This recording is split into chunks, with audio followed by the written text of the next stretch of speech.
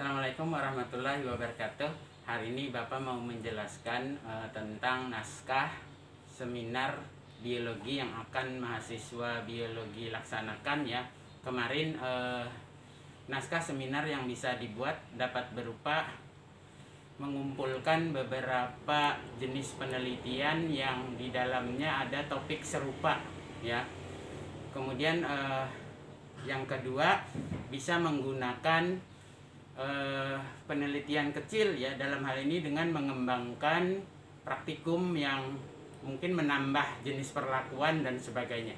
Hari ini kita membahas tentang membuat makalah seminar biologi dengan menggabungkan beberapa penelitian skripsi yang sudah dilaksanakan oleh mahasiswa pendidikan biologi yang sudah lulus ya. Yang pertama-tama tentu saja kita mencari nih bahan-bahan yang digunakan untuk seminar sesuai dengan ada topik yang senada atau sejenis ya, atau ada topik yang sama di dalam penelitiannya ya.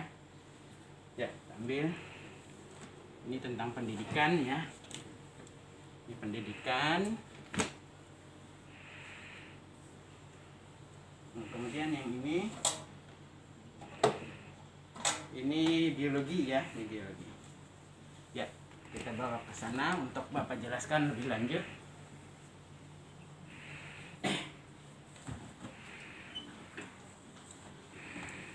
Ya, jadi kita ingin membuat naskah seminar ya, naskah seminar biologi. Dalam hal ini mata kuliah seminar biologi ya.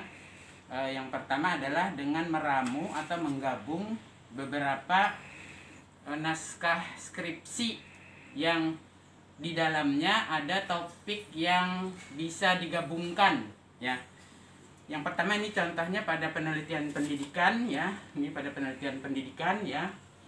Ini meningkatkan hasil belajar materi sifat cahaya menggunakan kombinasi model explicit instruction dengan number head together dan talking stick. Ya, ingat ada 3, explicit instruction, number head together, dan talking stick. Ini yang pertama. Sekarang skripsi kedua, meningkatkan hasil belajar siswa pada materi cahaya dan sifat cahaya menggunakan kombinasi model pembelajaran inquiry, number head together, NHT, ini sama ya, ini yang sama, dan word squad. Nah, ini samanya adalah di NHT. Ya. Kemudian yang ini juga samanya adalah di NHT. Nah, dari NHT inilah nanti kita buat naskah seminar. Jadi intinya berarti pokok utama masalah Anda adalah menggabung tema model pembelajaran NHT dengan digabung beberapa model pembelajaran lain ya, dengan digabung beberapa model pembelajaran lain. Nah, dari sini, dari 3 penelitian ini kita dapat menggabungkan judul naskah seminar kita dengan apa? Dengan pokok utama adalah number head together digabung dengan model lain. Model lainnya apa? Tergantung nanti di sini. Jadi di dalam judul bisa kita ganti dengan bisa kita buat dengan meningkatkan hasil belajar IPA materi cahaya dan sifat-sifatnya, atau meningkatkan hasil belajar dengan menggunakan model pembelajaran NHT yang digabung dengan model pembelajaran lain. Ya, sehingga lebih umum ya. Lebih umum. Ya, saya ulang. Meningkatkan hasil belajar dengan model pembelajaran NHT yang digabung dengan model pembelajaran lain. Nah, itu kita dapat judul baru untuk naskah seminar kita. Jelas? Ya. Dari judul ini kita bisa lalu membuat format naskah seminarnya. Ya. Umumnya format naskah seminar itu beda dengan format makalah makalah biasa ya. Apa bedanya? Karena naskah seminar biasanya dibuat lebih sederhana ya, dengan format pendahuluan, metode, hasil dan diskusi, kemudian kesimpulan dan saran, daftar pustaka. Jadi dia lebih sederhana. Kok tidak ada tinjauan pustaka? Nah, jadi di dalam naskah seminar, tinjauan pustaka itu diintegrasikan mulai dari pendahuluan, metode, hasil dan pembahasan atau hasil dan diskusi, kesimpulan. Ya, jadi di tiga komponen utama ini diintegrasikan tinjauan pustakanya. Kita mulai dengan pendahuluan. Di dalam pendahuluan ada latar belakang. Jadi di latar belakangnya tentu saja fokus utamanya adalah membahas kenapa perlu ditulis model pembelajaran NHT yang digabung dengan model lain. Latar belakang. Tujuan tentu saja ingin membandingkan berbagai model NHT yang digabung dengan berbagai model lain. Ya. Kemudian masalahnya sama aja juga ya. Permasalahannya adalah bagaimana kalau model pembelajaran NHT ini kita gabung dengan model-model yang berbeda untuk setiap pertemuannya ya. Karena tadi sumbernya 3 skripsi ini. Diharapkan ya Anda membandingkan 3 skripsi paling sedikit ya, membandingkan 3 skripsi paling sedikit, karena 2 nggak apa-apa sih, cuma artinya apa, pembahasan kita mungkin kurang luas dan kurang dalam ya, kurang luas dan kurang dalam. Nah sekarang pendahuluan sudah ya, setelah itu baru apa tadi? Nah ya, di dalam pendahuluan kan ada latar belakang tadi. Nah di dalam latar belakang tadi kita menyelipkan kutipan-kutipan yang ada di sumber pustaka. Ya. Bagaimana ketajaman kita menulis latar belakang didukung oleh kutipan di sumber pustaka. Nah, itu sudah beberapa sumber pustaka bisa kita cantumkan di latar belakang. Kemudian tadi rumusan masalah, tujuan. Setelah itu kebagian kedua adalah metode. Ya, di metode tentu saja metodenya meramu dari metode yang 3 ini. Tetapi perlu ingat, sebelum ke metode tadi ada batasan masalah ya di pendahuluan. Nah, batasan masalahnya itu adalah membandingkan penggabungan model NHT dengan apa, ya. Koma-komanya ini yang nanti sebagai sumber pembanding untuk data dan pembahasan kita. Lalu ke metode. Nah, di metode, karena sebenarnya ini adalah serupa aja dengan metode kepustakaan ya. Jadi Anda menjelaskan bahwa metodenya adalah metode kepustakaan dengan membandingkan berbagai hasil penelitian skripsi misalnya, atau membandingkan hasil penelitian yang dipublikasikan lewat jurnal ya, tidak harus skripsi. Lewat jurnal akan lebih bagus kualitasnya ya. Terus dari metode sudah dapat, lalu di sana dijelaskan juga bahwa data dari berbagai sumber ini diorganisasi dan dibandingkan dengan membuat tabel. Dapat bagian terakhir, ada bagian berikutnya apa tadi? Hasil. Ya, hasilnya lalu kita sajikan data dengan membuat tabel perbandingan dari ketiga ini. Mungkin yang pertama tabel hasil belajar. Ya. Perbandingan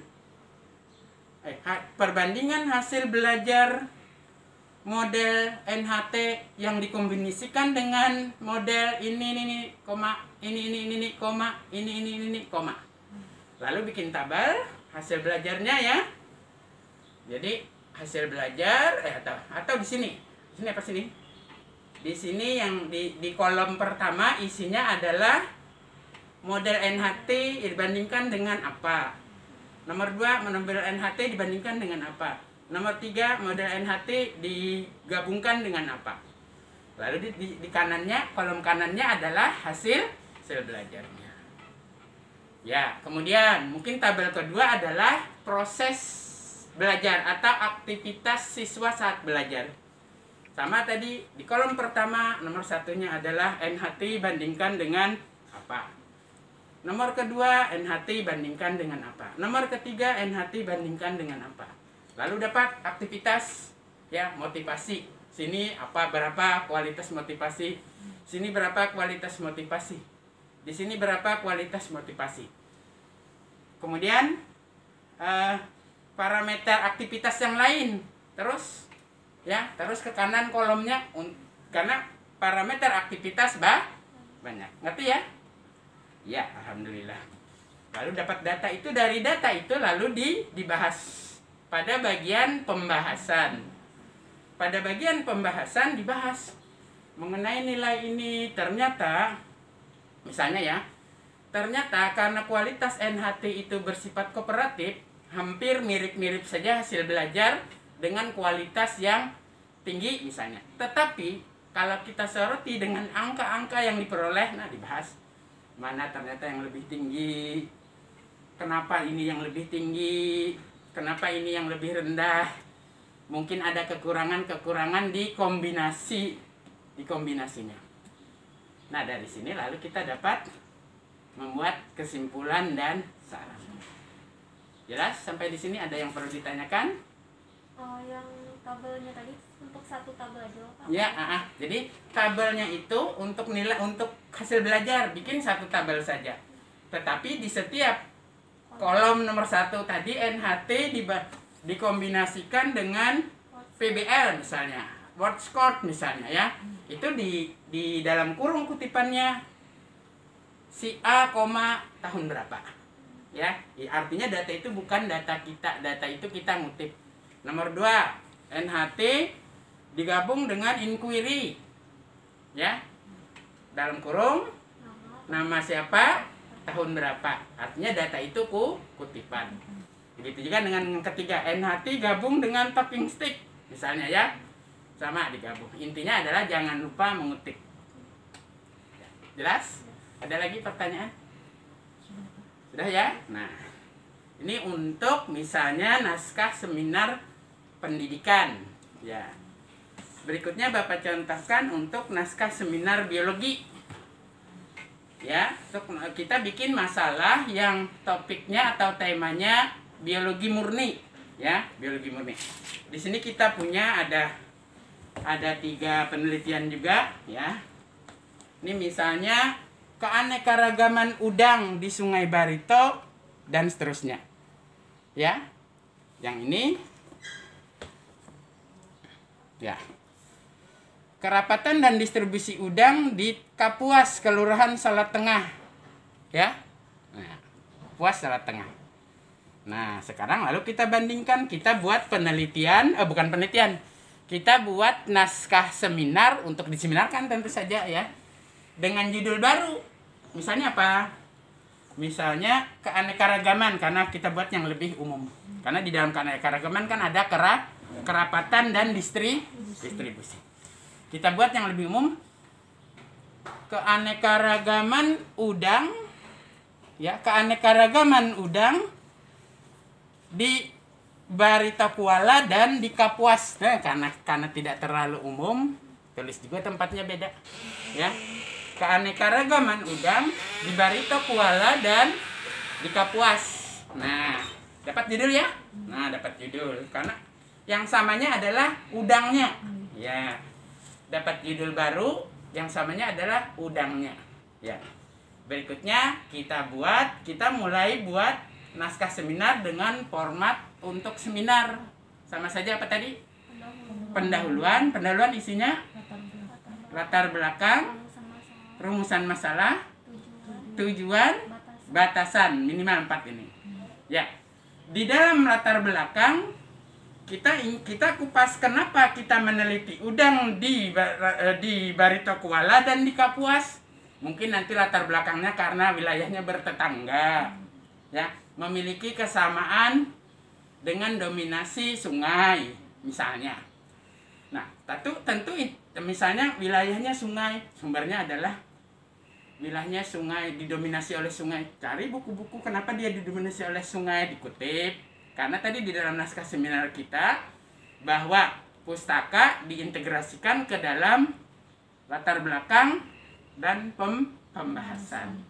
Karena tidak ada pustaka tinjauan pustaka yang khusus ya. Ngerti ya? Dapat. Latar belakang. Berikutnya tujuan, berarti tujuan untuk membandingkan, ya, membandingkan keanekaragaman udang di Kapuas dan Barita Kuala. Misalnya aja, tapi Anda bisa bikin yang lebih bagus, ya. Apalagi tujuan, rumusan masalah. Rumus masalah dulu seharusnya ya. Rumusan masalah bagaimana perbandingan keanekaragaman udang di Barita Kuala dan Kapuas. Ya, lalu tujuannya untuk membandingkan keanekaragaman udang di Barita Kuala dan Kapuas. Dapat ya? Lalu batasan masalah. Batasan masalahnya yang di Barita Kuala dibatasi di Kecamatan Rantau Badau. Yang di Kapuas dibatasi di Kelurahan Selat. Batasan. Selesai pendahuluan. Masuk ke metode. Metode tentu saja dijelaskan bahwa ini adalah metode kepustakaan dengan membandingkan beberapa hasil penelitian dari hasil skripsi atau dari hasil jurnal. Ya, nah. Tetapi bisa aja dijelaskan di dalamnya. Metode yang digunakan oleh peneliti yang si ini dan si ini adalah udang menentukan titik pengamatan ini. Tetapi awal-awalnya harus dikemukakan bahwa ini sebenarnya adalah pustaka. Tapi boleh menjelaskan bahwa di dalam penelitian ini si Saria melaksanakan dengan langkah-langkah yang serupa dengan yang dilakukan oleh Sri Pujiastuti, jelaskan. Boleh ya. Berikutnya lalu data. Di data sama tadi bikin tabel 1 ya. Tabel 1 misalnya jenis udang di mana? Di Barita Kuala dan Kapuas. Kolom pertama jenis udang di titik-titik 1 Barita Kuala, 2 Kapuas. Tulis jenis ya, bandingkan ya. Bandingkan sudah. Lalu tabel 2. Tabel 2 mungkin kerapatan bikin. Tabel 2. Perbandingan kerapatan udang di Barita Kuala dan Kapuas. Bikin tabel 1 Barita Kuala, nomor 2 Kapuas. Tulis datanya.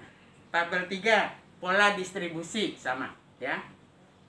Kanan ini tempatnya Barita Kuala, nomor 2 Kapuas, sini datanya, distribusinya bagaimana dan seterusnya. Dapat data lalu pembahasan. Di pembahasan lalu dibahas dari tabel 1. Berdasarkan tabel 1 ternyata jenis udang di Kapuas dan Barita Kuala sebagian besar sama, yaitu tulisnya yaitu.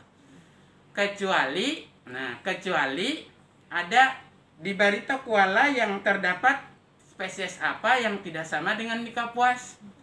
Mungkin dibahas bla bla bla bla bla bla bla. Kemungkinan adalah karena Barita Kuala lebih dekat dengan laut, agak berbeda sedikit ekologinya.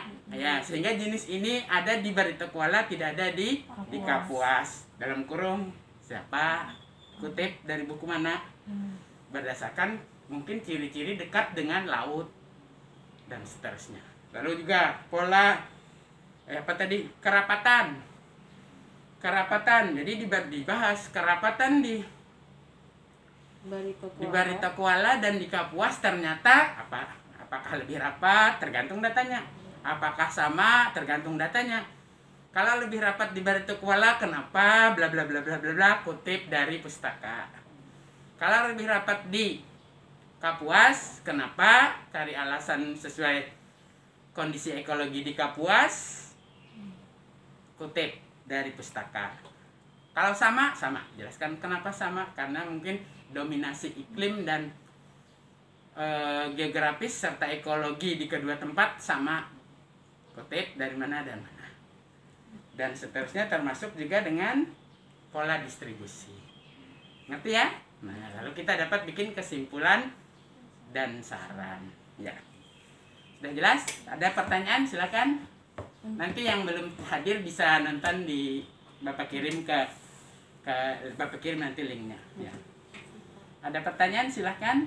Untuk penulisan daftar pustaka, Pak. Oh iya, jadi untuk penulisan daftar pustaka yang penting Anda punya acuan.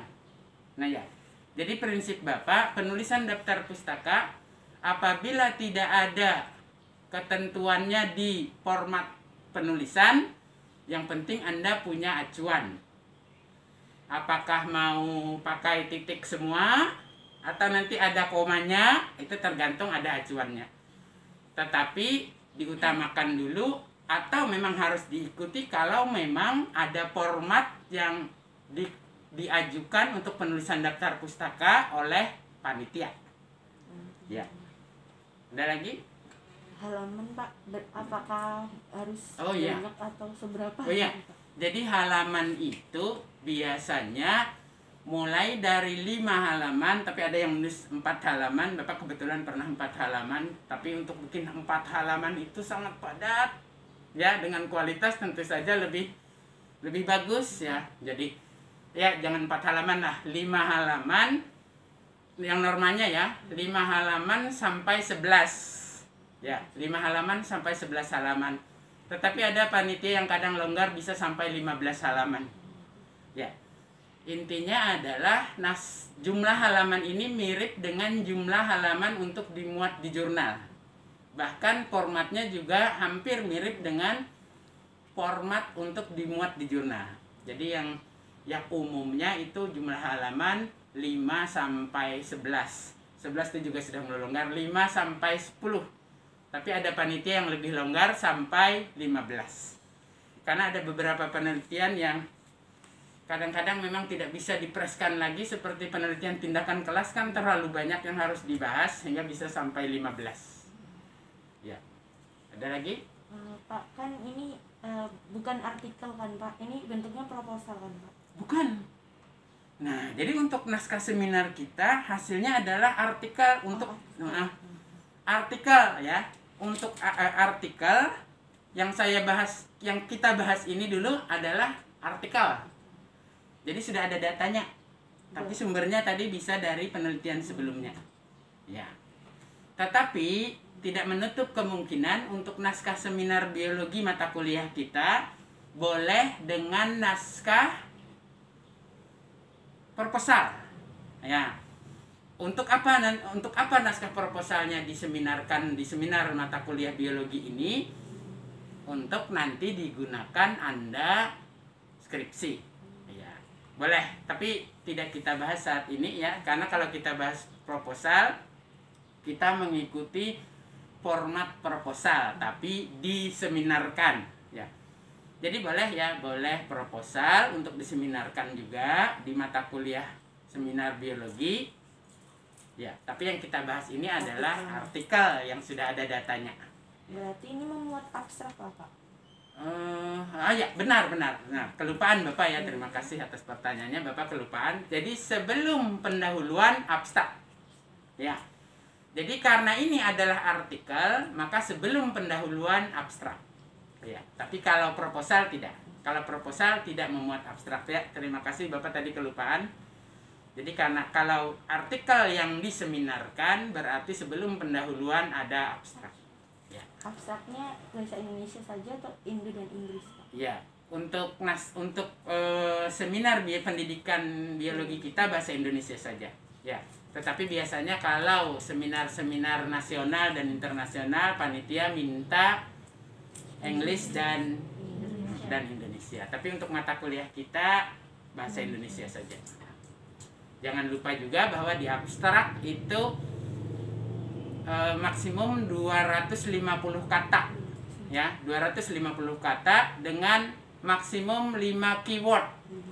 Tapi yang dimaksud keyword ini frase ya. Frase kelompok kata, bukan kata. Jadi misalnya kalau NHT itu dihitung satu aja. Number it together satu aja dihitung. Ya. Ya, kalau NHT tadi kan apa tadi? Number it together ini dihitung satu aja. Jadi ngitung keywordnya itu adalah frase, bukan satu kata, bukan. Ya. Ada lagi? ucapan terima kasih. Oh, tidak usah ya. Jadi ucapan terima kasih di naskah seminar tidak usah. Cukup Pak. Sudah? Jayid? Cukup, Pak. Ya. Kalau cukup, semoga bisa dijalankan. Nanti buat teman-teman yang belum hadir di sini bisa nonton di linknya. Ya. Bapak akhiri. Wassalamualaikum warahmatullahi wabarakatuh. Semoga sukses. Ya. Amin. Terima kasih banyak Ya. Pak.